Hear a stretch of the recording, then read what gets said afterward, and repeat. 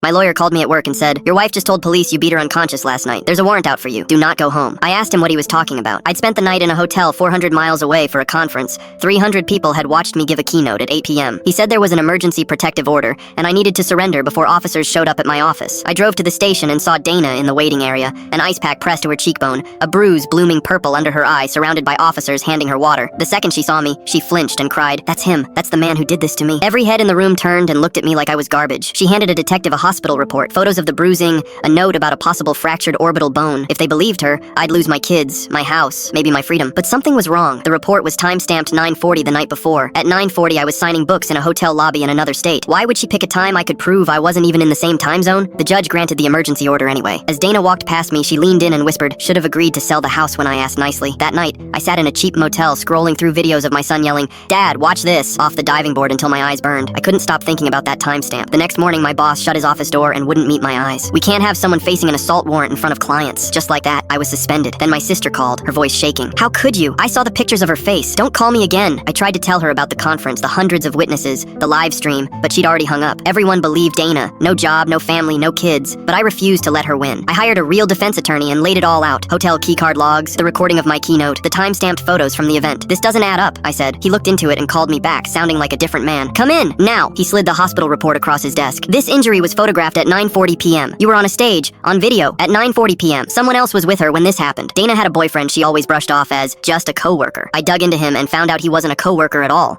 He was an ER tech at the exact hospital that filed her report. My lawyer subpoenaed the badge records. The boyfriend had clocked in that night and personally logged her intake. Then my lawyer leaned forward. "There's more. She listed the house and both retirement accounts for sale the same week she filed the report. She was planning to cash out and take the kids overseas to her mother's." When I walked into the courtroom, Dana was surrounded by friends telling her how strong she was. She saw me and started crying on cue, but the moment they looked away, she smirked and mouthed, "They're mine now." My lawyer stood. The room went silent and I could hear my own heartbeat. "You testified the assault happened at 9:40. Can you explain why the defendant appears on a live broadcast 400 miles away at that exact minute?" Dana laughed. "The times are always off. Hospitals make mistakes." My lawyer held up the key card logs, then called the boyfriend to the stand. He walked up like a man heading to the gallows. I noticed a wedding ring on his finger. "Your badge logged you into that ER the night of the report. You processed her intake yourself. Perjury is a felony." The boyfriend looked at Dana, begging. She mouthed, "Don't." He broke anyway. "She had me photograph her after she hit herself with the bathroom door. She said it was the only way to get the house and leave the country." Dana slammed the table. "Shut up." My lawyer stepped closer. "So who assaulted you, ma'am?" The room held its breath. "Nobody," the boyfriend whispered. "She did it to herself." Dana shot out of her chair so hard it crashed backward. "You're ruining everything." Two bailiffs moved in as she shoved one away. The judge rose. "You are in contempt, and I am referring you for filing a false report and perjury." The rage drained from her face into something small and cornered. "Wait, I'm the victim. I'm the mother." They pulled her toward the door, and she twisted around to lock eyes with me. "This isn't how it was supposed to go." I got full custody that day.